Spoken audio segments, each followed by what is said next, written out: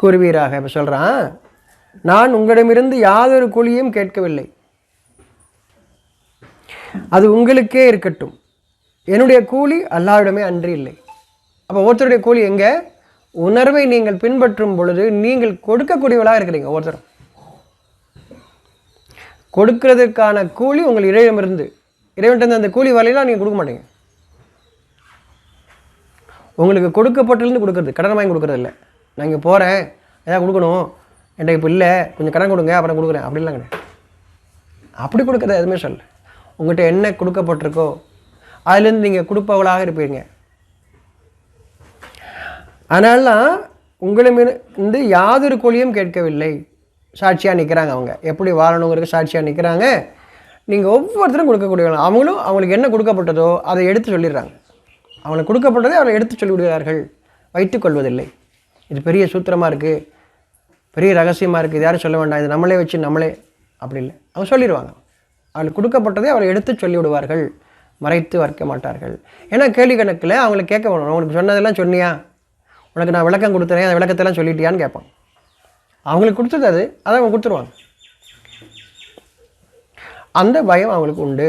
அப்போ ஒவ்வொருவருக்கும் என்ன கொடுக்கப்பட்டிருக்கோ அதிலிருந்து கொடுங்கன்னு சொல்கிறேன். அதனால்தான் யாதொரு கூலியும் நான் கேட்கவில்லை, ஏன்னா கொடுக்க தான் வந்திருக்கேன், வாங்குறது இல்லை. ஒவ்வொருத்தரும் கொடுப்பதற்காக. அது உங்களுக்கே இருக்கட்டும், என்னுடைய கூலி அல்லாஹ்விடமே அன்று இல்லை. அப்போ ஒவ்வொருத்தருக்கும் அவனை தவிர இல்லைன்னு நம்ம இருக்கிறோம் இல்லையா, அதான் கூலி. அதுக்குரிய நன்மை, நன்மைக்குரிய கூலி நன்மையிடமிருந்து. எந்த பிரச்சனை இருந்தாலும் எனக்கு இந்த பிரச்சனை வேண்டாம், அப்போ அந்த பிரச்சனையை நான் சம்பாதிச்சேனா, இப்போ அதுக்குரிய தீர்வும் அதுக்குரிய பரிகாரமும் அதுக்குரிய உங்களுடைய இறைவனம் நீங்கள் தேடுறீங்க. தன் தவறை உணரும் பொழுது இறைவன் அதை மாற்றி அமைக்கின்றான், சூழ்நிலையை மாற்றி அமைக்கிறான். நீங்கள் உருவாக்கிக்கிட்ட சூழல்னால உங்களுக்கு கஷ்டம், அந்த சூழலை அவன் மாற்றி அமைக்கின்றான். எல்லா பொருட்கள் மீதும் சாட்சியாக இருக்கின்றான். நம்ம கடவுளை ஒரு இடத்துல வச்சதுனால நம்ம இவ்வளோ தூரம் தள்ளி வந்துட்டோம், ஊருக்கு வெளியே வந்துட்டோம், ஊர் எல்லையை விட்டு தாண்டி வந்துட்டோம், சாமி ஊருக்கு உள்ளே இருக்குது, என்ன பண்ணுறதுன்னு தெரியல நினைக்கிறீங்க. சாமி இவ்வளோ தூரம் தாண்டி வரமாட்டார், எங்கள் சாமி எல்லையை தாண்டவே மாட்டார், அப்படிலாம் வச்சுட்ருக்கீங்க இல்லையா. எந்த சாமி எல்லைக்குள்ளே தான் இருப்பார், எல்லைக்குள்ளே தான் அவர் சக்தி படைத்தவர், எல்லைக்கு வெளியே சக்தி இல்லை அவருக்கு இல்லையா. அப்படி இல்லை, எல்லா பொருட்கள் மீதும் சாட்சியாக இருக்கின்றான், யாவற்றின் மீதும் சாட்சியாக இருக்கின்றான். அப்படி என்ன அர்த்தம்? நல்ல எண்ணத்தோடு நம்ம காரியங்கள் செய்யும்போது ஒரு அணு அது எனக்கு நன்மையை தான் செய்யும், கெடுதி செய்யாது. அகிலங்கள் யாவும் அவனுக்கு கட்டுப்பட்டு இருக்குது, அதாவது நன்மைக்கு கட்டுப்பட்டுருக்குன்னு அர்த்தம். ஒரு வாக்கின் மீது சகலமும் உருவானது ஆகுக இல்லையா.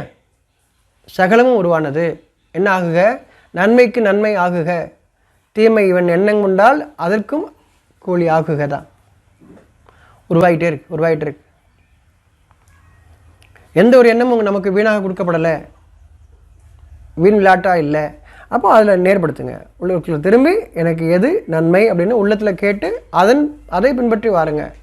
நம்ம ஒவ்வொருத்தரும் வரணும். இப்போ இறைவன் நமக்கு அதுக்கு சாட்சியாக இருக்கான். புரியுதா? என்ன கேள்வி இருக்குல்ல, வரிசையாக எடுத்துகிட்டு வாசிச்சுட்டே போகிறது இல்லை.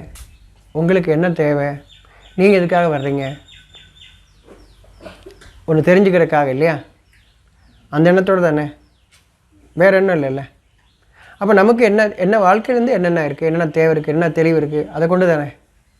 அப்போ அந்த கேள்விக்கு பதில் இல்லாமல் உள்ளுக்குள்ளே வச்சுக்கிட்டே நீங்கள் புலம்பிக்கிட்டே இருந்தீங்கன்னா இன்னும் உங்களுடைய நிலையை கீழாக்கிக்கிட்டே இருக்கிறீங்கன்னு அர்த்தம். தெளிவுக்கான வாய்ப்பு இறைவன் கொடுக்கும்போதும் அப்போ அதை நீங்கள் பயன்படுத்திக்கல அப்படின்னா சிரமத்துக்குள்ளே நீங்கள் ஆக்கிக்கிட்டே இருக்கிறீங்கன்னு அர்த்தம். வாய்ப்பு கிடைத்தும் அப்போ சும்மா எங்கேயும் போகிறது இல்லை, எந்த ஒரு விஷயத்தையும் செய்கிறது இல்லை. எந்த காரியம் செய்தாலும் எதற்காக செய்கிறோங்கிற எண்ணத்தோட சமைச்சா கூட உங்களுக்கு சேர்த்து தான் பசிக்குது இல்லையா, உங்களுக்கு சேர்த்து தான் சமைக்கிறீங்க. உங்கள் வீட்டில் இருக்க மற்றவங்களும் சாப்பிட்றாங்க. யார் சமைக்கிறாங்களோ அவர்களுக்கு மட்டும் இல்லை, மற்றவங்களும் சேர்ந்து தான். அப்போ எந்த காரியம் நம்ம செஞ்சாலும் அது மற்றவர்களுக்கும் சேர்த்து தான் நடக்குது.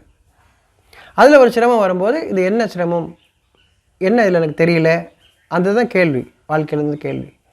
அந்த கேள்விக்கு எப்படி வேதம் வழிகாட்டுன்னு தெரிஞ்சால் தான் இது புத்தகமாக இல்லையான்னு நமக்கு தெரியும்.